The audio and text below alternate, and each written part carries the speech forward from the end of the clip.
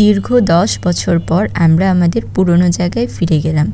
এতদিন পর কেন গেলাম আর আমরা কোথায় গিয়েছিলাম সেটাই আজকে শেয়ার করব।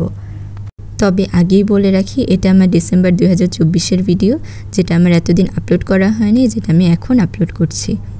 আসসালামু আলাইকুম এভরিওয়ান, ওয়েলকাম টু স্মৃতিস ডায়েরি।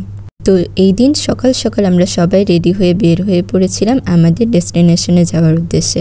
আমরা সবাই অনেক বেশি খুশি ছিলাম, কারণ ১০ বছর পর আমরা সবাই আবার একসাথে সেই জায়গায় যাচ্ছি। বাসা থেকে বের হওয়ার পর একটা অটো রিজার্ভ করে আমরা রওনা দিই। যেহেতু অনেকটা লং জার্নি, তাই আমরা অনেক সকাল সকালই বের হয়েছিলাম। অনেক বছর পর এরকম গ্রামের প্রাকৃতিক সৌন্দর্য, এরকম রাস্তার দুই পাশে মাঠ, এগুলো দেখতে দেখতে যাচ্ছিলাম। এগুলো দেখার যে কি একটা আনন্দ, কি যে ভালো লাগছিল আমাদের সবার, সেটা বলার বাহিরে। আরও এই সিজনটা মেবি সরিষার ফুল হয়, কিছু মাঠে পুরা সরিষার ফুলে ভরা ছিল, পুরা হলুদ ফুলে ভরা মাঠ। এগুলো দেখতেই বেশ ভালো লাগছে। তো এইরকমই প্রাকৃতিক সৌন্দর্য দেখতে দেখতে আমরা ফার্স্টে পৌঁছে যাই আমাদের একটা মামাবাড়ি এলাকায়, যেখানে আমরা যাই আমাদের একটা কাজিনকে পিক করতে, কারণ ও আমাদের সাথে যাবে যেখানে আমরা মেনলি যাচ্ছিলাম। ওখানে যাওয়ার পর মামা আমাদেরকে ওখানের স্পেশাল গরম গরম চপ আর চা খাওয়ায়, যেটা খুবই মজা ছিল। চপটাও যেরকম মজা আর চাটা তো আরও বেশি মজা ছিল। দেন খাওয়া দাওয়া শেষ করে কিছুক্ষণ বসার পর যারা কিনে আমরা বের হয়ে পড়ি। আমাদের জার্নি আবার কন্টিনিউ শুরু হয়।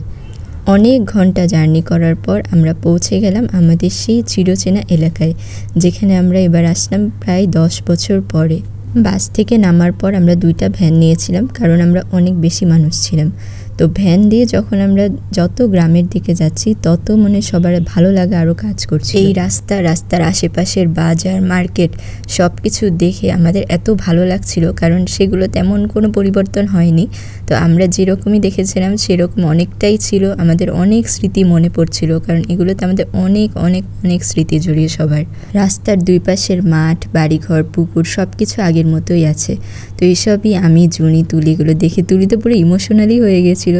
এগুলো দেখে আমরা আমাদের আগের কথা মনে করছিলাম, অনেক ভালো লাগছিল আমাদের। দেন ফাইনালি চলে আসি আমরা আমাদের সেই জায়গায়, মেনলি যেটার জন্যই আমাদের আজকে আসা। এই যে সেই বাড়ি যার টানে আমরা আজকে এসেছি, এটা ছিল আমার দাদু বাড়ি। ছোটোবেলায় স্কুলে থাকতে প্রত্যেক ঈদের ছুটিতে, সামার ভ্যাকেশনে আমাদের সবার এখানে আসা হতোই। আমাদের সবার এখানে অনেক ছোটোবেলার স্মৃতি, অনেক কিছু জড়িয়ে আছে। এই বাড়িটা যেহেতু একদম গ্রামের ভিতরে ছিল, আর আমার দাদু দাদিরও এখানে তেমন কোনো রিলেটিভ ছিল, তাই 2015 সালে আমার দাদু দাদি এই বাড়িটা বিক্রি করে চুয়াডাঙ্গায় শিফট করে। আমার জন্মের পর থেকে ক্লাস 8 পর্যন্ত আমার দাদু বাড়ি তো এটাই ছিল। আর তুলি যেহেতু এখানেই থাকতো, সো আমাদের অনেক স্মৃতি এখানে আছে। আমরা ছোটোবেলায় এখানে খেলতাম, পুকুরের পাশে আসতাম, এই রাস্তা দিয়ে কত হাঁটতাম। এটাও আমাদের একটা পুকুর ছিল, এগুলোই আমরা দেখছিলাম। আমরা আসার পর আমাদের পাশের একটা দাদুর বাসায় উঠি, সেখানে লাঞ্চ টাঞ্চ করার পর তারপরে আমরা বের হই কাজিনরা মিলে আমাদের স্মৃতিচারণ করার জন্য। এই রাস্তা দিয়ে ছোটোবেলায় কত হাঁটতাম, এত বছর পর আবার এসে এই রাস্তা দিয়ে হাঁটছি। এই দিন আমাদের সবার ফিলিংসগুলোই একদম আলাদা ছিল, একদম অন্যরকম। তারপর আমরা একটু মাঠে যাই, এখানে যত দূর তাকাই তত দূর পর্যন্ত সরিষা ফুল। দেখতে যে কি সুন্দর লাগছিল এই দৃশ্যটা। এইভাবেই আমরা কিছুক্ষণ নিজেদের মধ্যে ঘোরাঘুরি করছিলাম। আর মজার ব্যাপার হচ্ছে, রাস্তা দিয়ে আমাদেরকে যারা দেখছিল অনেকেই আমাদের চিনতে পারছিল যে আমরা মোড়লের নাতনি। তারাও জিজ্ঞাসা করছিল যে তোমরা কি তারা, তোমরা কি আসছো। আমাদেরও অনেক ভালো লাগছিল যে 10 বছর পর আসলাম, তারপরেও সবাই আমাদেরকে মনে রেখেছে, সবাই আমাদের একদম নামসহ মনে রেখেছিল, সবাই আমাদেরকে চিনতে পারছিল। এটাই খুব ভালো লাগছিল।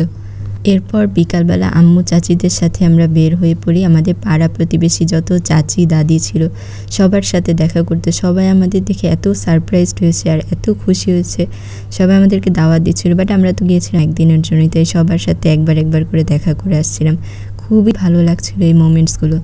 এরপর আমরা চলে যাই আমাদের সবার পছন্দের একটা দাদির সাথে দেখা করতে। আমার দাদু দাদি যখন এখানে থাকতো, তখন এই দাদি আমাদের অনেক সাপোর্ট দিত। যে কোনো প্রয়োজনে এই দাদি একদম ছুটে চলে আসতো। তখন দাদুও বেঁচে ছিল, কিন্তু এখন আফসোস এবার দাদুর সাথে আর দেখা হলো না আমাদের। দাদি আমাদের সবাইকে দেখে অনেক খুশি হয়ে যায়, সে সবাইকে ধরে ধরে হাক করছিল আর বলছিল আজকে তাদের বাসায় থাকার জন্য। সে অনেক বেশি খুশি হয়েছিল আমাদেরকে দেখে, আর আমরাও অনেক বেশি খুশি হয়েছিলাম দাদিকে দেখে। এরপর সন্ধ্যাবেলায় আমরা চলে যাই আমার দাদু বাড়ি দেখতে, মানে যেই বাসাটা আগে আমার দাদুরা থাকতো আমরা যেতাম, আমার দাদু বাড়ি যেটা ছিল আগে। যারা এখন থাকে তারাও খুবই ভালো, তারা আমাদেরকে পারমিশন দিয়েছে বাসার ভিতরে আসার জন্য, বাসাটা দেখার জন্য, তার একটু রাগ হয়নি। এখানে আম্মু আর চাচি তাদের সাথে কথা বলছিল, এই যে এই পেস্ট কালার এই বাসাটা এটা আমার দাদুরা থাকতেই ছিল। আর এখানেও তারা নতুন নতুন আরও রুম করেছে, এখানে যেমন ছিল তার থেকে তারা আরও বেশি অনেক সুন্দর করে রেখেছে। আর এটা তাদের কিউট পেট ডগ টমি, এটা যে এত ফ্রেন্ডলি একটা ডগ, অনেক কিউট। ও যতটা কিউট ততটা ভালো, ও আমাদের সবার কাছে কাছে আসছিল আদর নেওয়ার জন্য। আমরা যে আননোন অপরিচিত মনেই হচ্ছিল না, মনে হচ্ছে ও আমাদের সবাইকে চিনে, কি সুন্দর আমাদের সবার কাছে এসে আদর নিচ্ছে, মনে হচ্ছে ও আমাদের খুবই পরিচিত। এরপর আমরা বাড়ির পিছনের দিকটায় চলে গেলাম, যেখানে ছিল একটা পুকুর। ছোটোবেলায় এই পুকুরে আমরা অনেকবার গোসল করেছি, কিন্তু এটা তখন আগে এরকম ছিল না, এখন ওরা এরকম সুন্দর করে বাঁধিয়ে রেখেছে, খুবই ভালো লাগছিল দেখতে।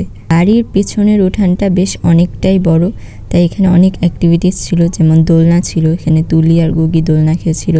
তো এইভাবেই সুন্দর মতো আমাদের এই দিনটা কাটে, আমরা আমাদের এই মেমোরিজগুলো আবার ক্যাপচার করে নেই।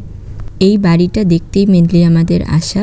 পরের দিন সকালে আমরা সুন্দর একটা জায়গায় ঘুরতে যাই, সেটা আমি আমার নেক্সট ভিডিওতে আপলোড করব। আজকের জন্য এই পর্যন্তই। Thanks for watching. Allah Hafiz.